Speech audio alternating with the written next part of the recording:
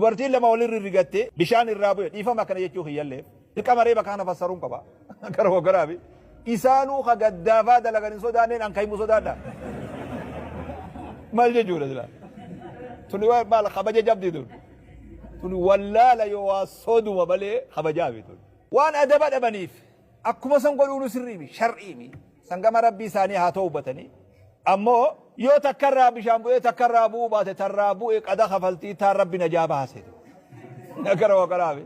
sangama rabbii isaanii haa ta'u hubatanii ammoo qadumaa irra jira malee kaffaaraan qabantu kaffaaraan waan beekamaadha akkaataa beekamaadha akkaataa haasoynee jirra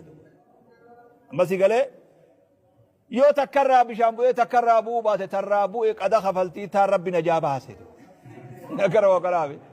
qadarraa baate jechuudha haalli isiin hojjette bareeda jechuu miti wanni isiin hojjechaa jirtu bareeda jechuudha miti almar'atu alayha duba amma gaa kaffaaran reefu haasoyne namticha dhiiraa qofa haasoyne namittiyyoo